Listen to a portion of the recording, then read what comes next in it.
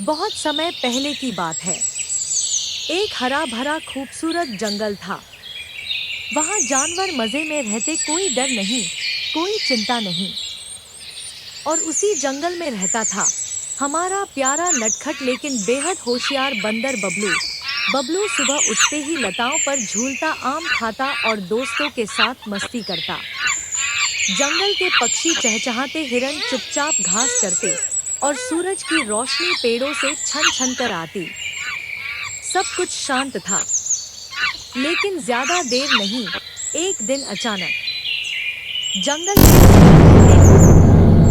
पेड़ कांपने लगे, जानवर भागने लगे और हवा में धूल उड़ने लगी। और तभी जंगल की छाया से निकला एक भयंकर टीरेक्स डायनासोर। उसकी दहाड़ ने आसमान को हिला दिया। जंगल अब खतरे में था और बबलू समझ गया कि कुछ बड़ा होने वाला है। बबलू को एक मासूम आवाज सुनाई दी, बचाओ। वो दौड़ा और देखा, एक छोटा बच्चा जंगल में अकेला खड़ा है, कांपता हुआ। उसके सामने खड़ा था एक खतरनाक रैप्टर। डायनासोर गुर्रा रहा था और बच्चा कांप रहा था। क्या बबलू समय पर पहुंचेगा? और तभी पेड़ों से छलांग लगाता हुआ आया बबलू। उसने उड़ती छलांग लगाई, बच्चे को सीने से लगाया और तेजी से लताओं पर झूलते हुए दूर निकल गया। डायनासोर पीछे दहाड़ता रह गया। बबलू की बहादुरी ने जान बचा ली। पर अभी युद्ध शुरू हुआ था। बबलू ने बच्चे को छुपाया और मदद मांगने पहुंचा एक खास जगह। जंगल की एक गुफा जहां रहता था एक बूढ़ा बुद्धिमान तोता। तोते ने बबलू को कहा, ताकत अकेली कुछ नहीं, दिमाग से जीत होती है।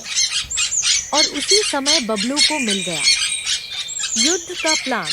अब बबलू के पास योजना थी, लेकिन समय बहुत कम। उसने बच्चे को अपनी पीठ पर बिठाया और जंगल के बीच भागता गया। पीछे दौड़ता आया विशाल डायनासोर। पेड़ धुंधले हो गए, जमीन कांपने लगी, लेकिन बबलू नहीं रुका।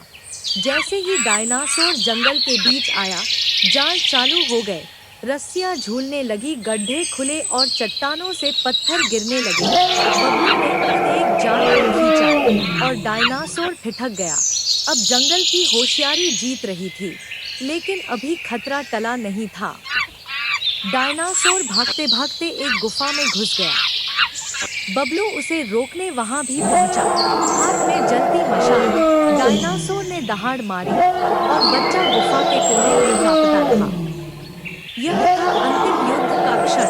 बबलू ने एक चट्टान को जोर से मारा और गुफा की छत गिरने लगी। धूल भरी आंधी, चट्टानों की गड़गड़ाहट। डायनासोर एक पल में भागा और जंगल से हमेशा के लिए चला गया। सुबह की रोशनी में बबलू गांव के गेट पर पहुंचा, बच्चे को कंधे पर बिठाए हुए। गांव वाले खुशी से तालियां बजाने लगे, जय हो बबलू, जय हो जंगल के हीरो। बबलू मुस्कराया और धीरे धीरे पेड़ की ओर बढ़ गया। शाम का समय था। बबलू एक पेड़ की डाली पर बैठा था।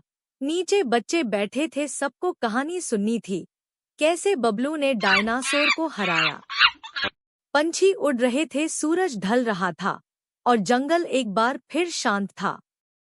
अगर आपको बबलू की कहानी पसंद आई तो नीचे एक प्यारा सा कमेंट छोड़ो और बताओ, अगर तुम बबलू की जगह होते तो क्या करते। LIK दबाओ, SHARE करो और सब्सक्राइब करके घंटी बजाओ ताकि अगली कहानी सबसे पहले आप तक पहुंचे।